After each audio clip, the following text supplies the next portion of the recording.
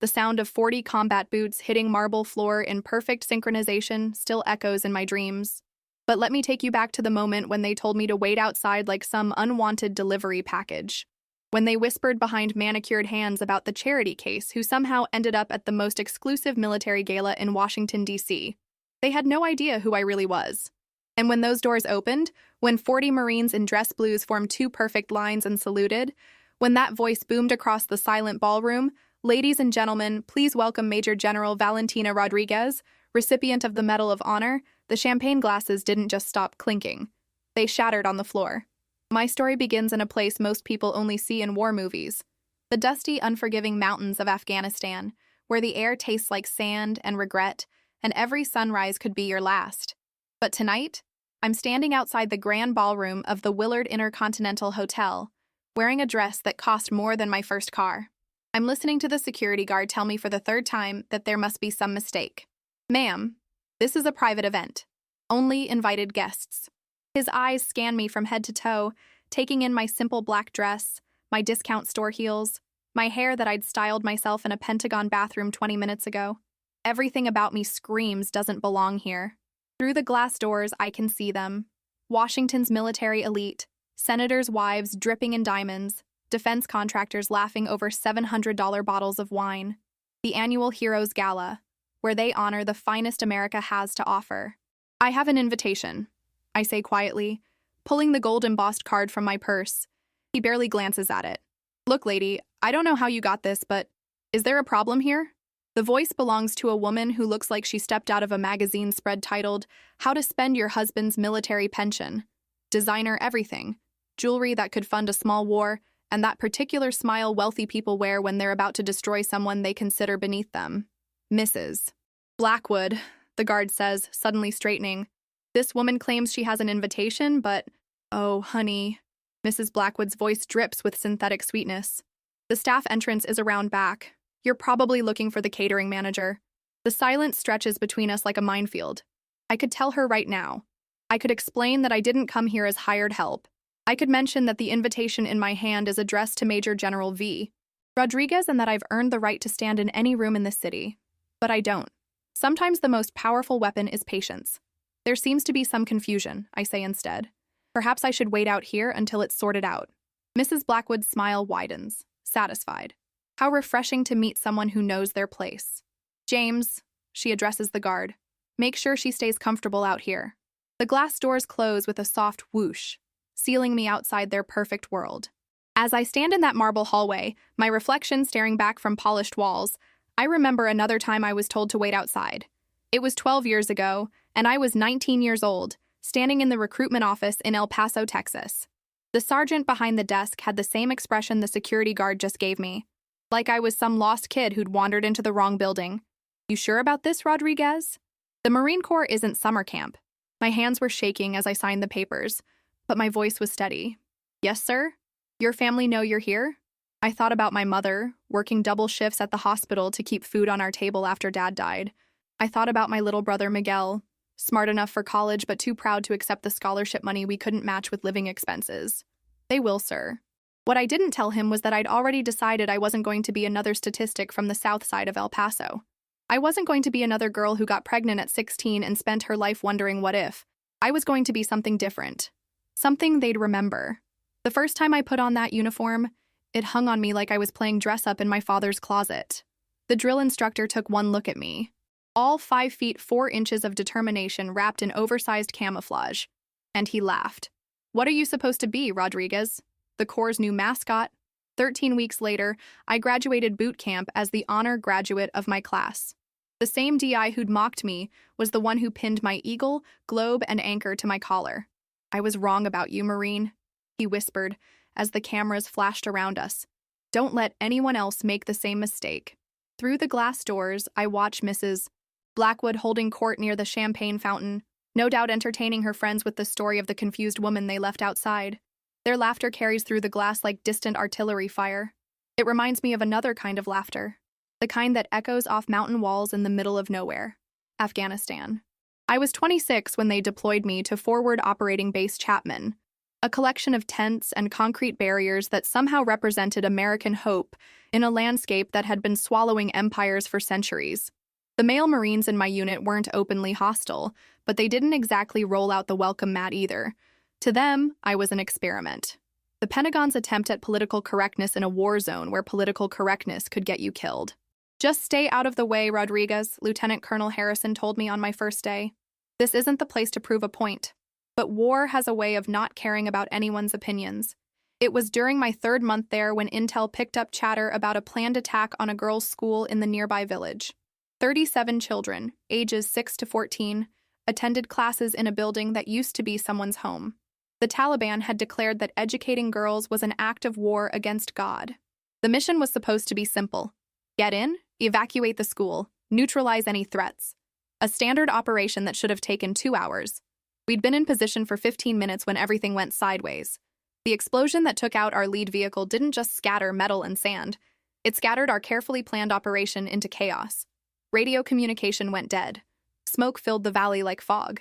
And somewhere in that confusion, our air support got the wrong coordinates. "Rodriguez!" Harrison's voice cut through the noise. "We've got civilians trapped in the school. Someone needs to get them out before the second wave hits." I looked at the burning vehicle, at the Marines taking cover behind rocks that wouldn't stop a determined mosquito, at the school building that was about to become a target. How long do we have? 5 minutes? Maybe less. That's when I made the decision that would change everything. "I'll go. Rodriguez, that's a suicide run. The building is surrounded. Then I guess I better run fast." What happened next? Well, let's just say when you're moving through enemy fire to save 37 children, you don't think about being a woman or a Marine or anything else. You just move. The first classroom was empty, but I could hear crying from the back of the building. Little voices speaking in rapid Pashto, the universal language of terror that sounds the same in every tongue. I found them huddled in what used to be a storage closet. 37 pairs of eyes staring at me like I was either their salvation or their final nightmare. Their teacher, a woman barely older than me, had her arms spread wide as if she could somehow shield them all. "American?" she whispered. "Marine," I corrected, then immediately felt stupid. "Yes, American Marine. We're getting you out." Getting 37 terrified children across 200 yards of open ground while insurgents used your position for target practice is not something they teach you in boot camp. It's something you learn when the alternative is watching those children die. We moved in groups of 4. I would sprint ahead, clear the path, signal for the next group. Sprint, clear, signal. Sprint, clear, signal. On the final run, carrying the smallest girl, she couldn't have been more than 6 years old. A sniper's bullet caught me in the shoulder. The impact spun me around, but I kept running. When we reached the extraction point, all 37 children were safe. Their teacher was crying. Harrison was staring at me like he'd just watched someone walk on water. "Rodriguez," he said quietly, "you've got some serious explaining to do in your after-action report." But the explaining came later. Much later. Standing outside this ballroom, I can still feel that little girl's arms around my neck as I carried her to safety. Her name was Zara, and she grew up to become a doctor because someone decided that day that her education was worth fighting for. Mrs. Blackwood probably thinks the most dangerous thing I've ever faced is a difficult yoga class. The noise from inside the gala grows louder. Someone is giving a speech about sacrifice and service, about the heroes who keep America safe while good people sleep soundly in their beds. The irony tastes bitter in my mouth. After Afghanistan, the papers started piling up on my desk faster than I could read them. Commendation letters, medal recommendations, interview requests from journalists who wanted to tell the story of the Lady Marine who saved the school. But the story they wanted to tell wasn't the story that actually happened. They wanted to talk about female empowerment and breaking barriers. They wanted to discuss how my maternal instincts had kicked in when I saw those children in danger. They wanted to frame my actions through the lens of my gender rather than my training. "It makes a better narrative," my commanding officer explained when I complained about the coverage. "The American people need heroes they can relate to. What if I don't want to be their symbol? Rodriguez, you don't get to choose what you represent. You just choose how well you represent it." So I said yes to the interviews. I smiled for the cameras. I gave speeches at military academies and women's conferences. I became Major Rodriguez, the poster child for what women could accomplish in combat. But I never stopped being a Marine. The promotions came faster after that. Captain, Major, Lieutenant Colonel. Each new rank brought new responsibilities, new expectations, new reasons for people to whisper about whether I'd earned it, or if it was just the Pentagon trying to make a point. Diversity hire, I heard one colonel mutter at a staff meeting. Affirmative action in uniform, another agreed. They said it quietly, but they meant for me to hear it. The glass doors open briefly as someone steps outside for a phone call, and I catch a glimpse of the speaker at the podium. He's talking about valor, about Marines who go above and beyond the call of duty, about heroes whose names will be remembered long after the wars they fought in are forgotten. My phone buzzes. A text message from an unknown number. Ma'am, we're running about 5 minutes behind schedule. The advance team is in position. Are you ready? I glance at the security guard, who's now more interested in his smartphone than in making sure I don't sneak into the party. Mrs. Blackwood is still holding court by the champagne fountain, probably telling her friends about the amusing encounter with the confused catering lady. I type back. Ready. The story they don't know begins 3 weeks ago, in a Pentagon office that most people need clearance levels they'll never have just to know it exists. Major General Rodriguez? I'd been staring out the window at the Potomac River, thinking about how different my life looked from the outside versus how it felt from the inside. At 31, I was the youngest female Marine to achieve the rank of Major General. The media loved that story. What they didn't know was how many nights I'd spent wondering if I'd earned it, or if I'd simply been in the right place at the right time with the right chromosomes. Yes, sir? The president would like to see you. Not the president would like to meet with you, or the president has requested a briefing. The president would like to see me, as in, personally. The Oval Office is smaller than it looks on television, but somehow more intimidating than any battlefield I've ever walked onto. The president, a man I'd only seen on screens and in newspapers, stood up when I entered. Major General Rodriguez. Thank you for coming. Mr. President, please sit. We have something important to discuss. What happened in that room stays in that room, but I can tell you this. When I walked out 30 minutes later, I was carrying a small blue box that felt heavier than my full combat gear. Inside that box was a medal that only 3,507 people have ever received. A medal that most people only see in museums or military documentaries. A medal that comes with a story so classified that even my mother won't know the full details for another 20 years. The Medal of Honor. There's going to be a ceremony, the president's aide had explained as I sat in a daze in the hallway outside the Oval Office. But first, there's something else we'd like you to do. The Heroes Gala wasn't random. It wasn't coincidence that I received an invitation to an event where I knew I'd be unwelcome. It wasn't an accident that Mrs. Blackwood and her friends would judge me based on my appearance rather than my achievements. It was a test. Not for me. For them. We want to see how they react, the aide had explained. Before the official ceremony, before the media coverage, before everyone knows who you are. We want to see how America's military elite treats a hero they don't recognize. So here I am, standing outside their exclusive party, listening to their speeches about honor and sacrifice while they leave the most decorated woman in Marine Corps history waiting in the hallway like unwanted furniture. My phone buzzes again. This time it's a call. Ma'am, we're ready when you are. Through the glass, I can see the speaker finishing his remarks about unsung heroes and everyday valor. The irony is so thick I could cut it with my K-bar knife. Give me 30 seconds, I say into the phone. I smooth down my simple black dress one more time. I check my reflection in the polished marble wall. I look like exactly what Mrs. Blackwood thought I was. Someone who doesn't belong in their world. And maybe she's right. Maybe I don't belong in a world where people are judged by their jewelry instead of their service. Maybe I don't belong in a place where connections matter more than character. But I belong in the Marine Corps. I belong among the men and women who put their lives on the line for people who will never know their names. I belong in the company of heroes, even if those heroes sometimes come in packages that don't match the pretty pictures people have in their heads. Ready? I say into the phone. The first thing people notice is the sound. 40 pairs of combat boots hitting marble floor in perfect synchronization creates a rhythm that doesn't just reach your ears.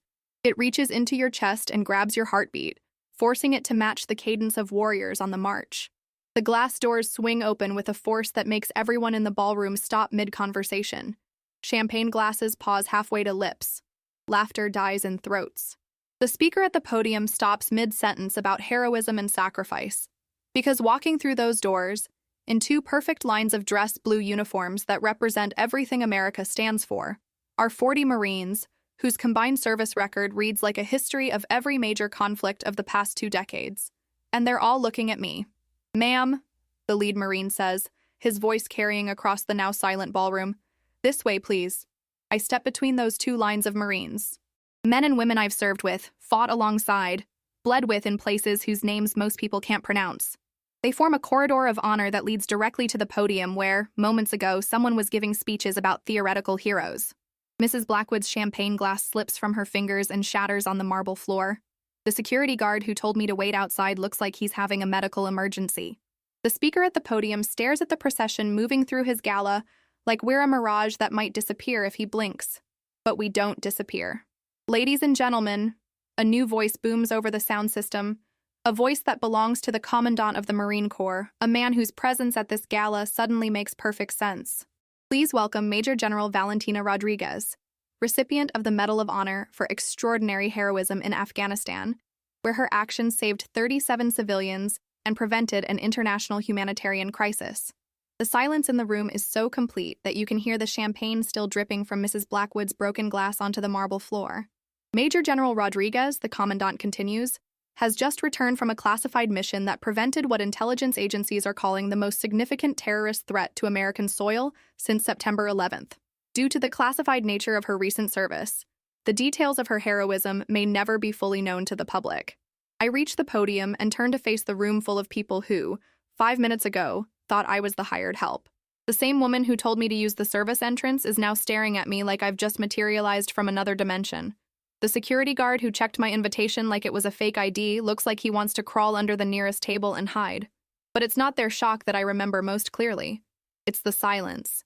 Major General Rodriguez, the Commandant says, extending his hand toward the microphone. Would you like to say a few words? I look out at the sea of faces. Senators, defense contractors, military families, career officers who've spent decades climbing the ladder of success. People who measure worth in connections and bank accounts and social standing. People who forgot that real heroes don't always come with advance billing. Thank you, Commandant. My voice carries clearly through the sound system, steady and strong. I have to admit this evening has been educational. A few nervous chuckles ripple through the crowd. When I was 19 years old, I walked into a recruitment office in El Paso, Texas, and told a sergeant I wanted to be a Marine. He looked at me like I was lost, like I'd wandered into the wrong building and would figure out my mistake eventually. I pause, letting that sink in. Tonight, I was told to wait outside this ballroom like there'd been some kind of mistake, like I'd wandered into the wrong building and would figure it out eventually. The silence is back, but it's different now. Heavier. The difference between that 19-year-old girl and the woman standing here tonight isn't the uniform or the rank or the medals. The difference is that I learned something important during my time in the Marines. I look directly at Mrs. Blackwood, who seems to have shrunk several inches since the doors opened. I learned that heroism isn't about recognition. It's not about being invited to the right parties or wearing the right clothes or having the right connections. Heroism is about doing what's right when no one is watching, when no one will ever know your name, when the only reward is knowing that you stood up when others couldn't or wouldn't. My voice grows stronger. The 37 children I helped evacuate from that school in Afghanistan don't know my name. The terrorist cell we neutralized 3 weeks ago will never know how close they came to succeeding. The American families who are sleeping safely tonight have no idea what was prevented on their behalf. I pause again, letting the weight of those words settle over the room. But that's okay, because the mission was never about being recognized. It was about being worthy of the recognition when it comes. The applause starts slowly, from the Marines who escorted me in. Then it spreads to the active duty officers in the crowd, then to the military families, and finally, reluctantly, to everyone else. But I'm not done yet. However, I continue, and the applause dies away. There is something I want to say about recognition, about how we treat people when we think they don't matter, about how we judge worth based on appearance rather than character. Mrs. Blackwood looks like she might faint, because the truth is, we never know who we're really talking to. That person you dismiss because they don't fit your expectations might be the one standing between you and disaster. That woman you think doesn't belong in your world might be the reason your world continues to exist. I look around the room one more time, making eye contact with as many people as possible. The Marines have a saying, Semper Fidelis, always faithful.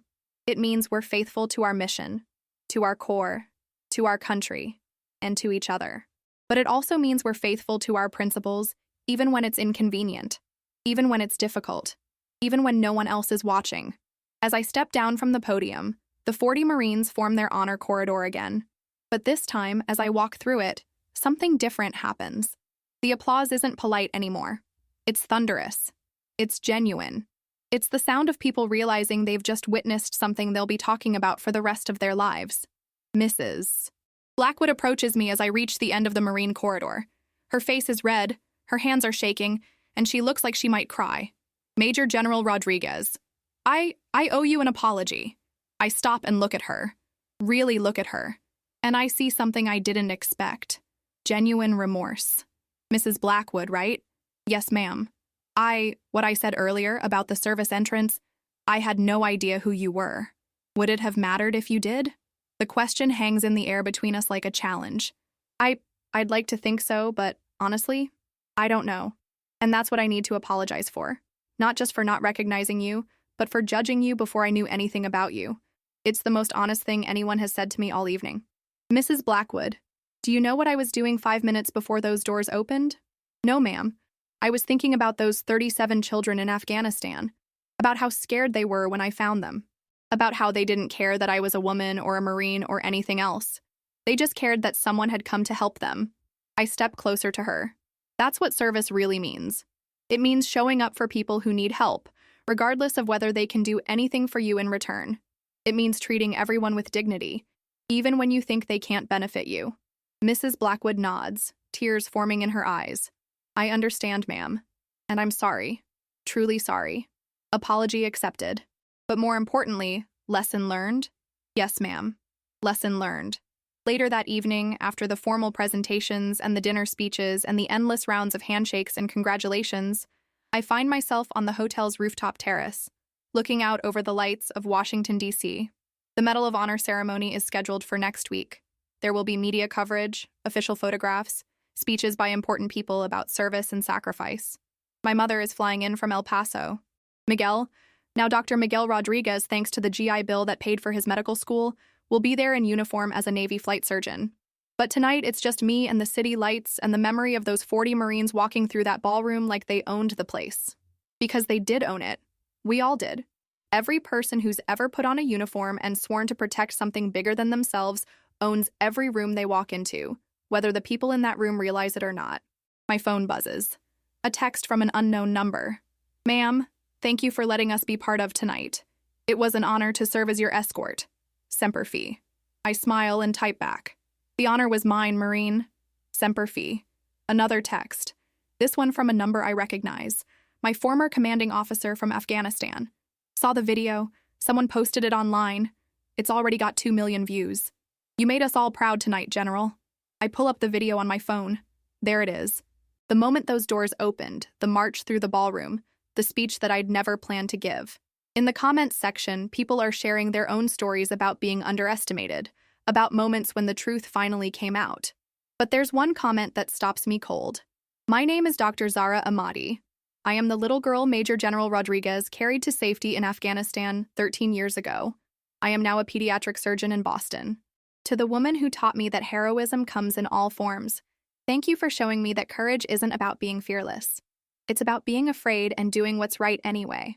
I stare at that comment for a long time, remembering the weight of that little girl in my arms, the sound of gunfire echoing off mountain walls, the moment I decided that 37 lives were worth risking my own. That's when it hits me. Tonight wasn't really about proving anything to Mrs. Blackwood or the security guard or anyone else in that ballroom. It was about proving something to myself, that the 19-year-old girl who walked into that recruitment office in El Paso had been right all along, that she could be something different, something they'd remember, and that sometimes the most powerful revelation isn't about showing other people who you really are. It's about remembering who you've always been. A week later, I'm standing in the Rose Garden as the president places the Medal of Honor around my neck. The cameras are rolling, the crowd is applauding, and somewhere in the audience, Mrs. Blackwood is probably telling everyone she knows about the night she met a real hero. But what I'm thinking about isn't the ceremony or the medal or the recognition. I'm thinking about the sound of 40 pairs of combat boots hitting marble floor in perfect synchronization. Because that sound, that beautiful, powerful, unmistakable sound, isn't just the sound of Marines marching. It's the sound of respect being earned, one step at a time. It's the sound of doors opening that were never supposed to open.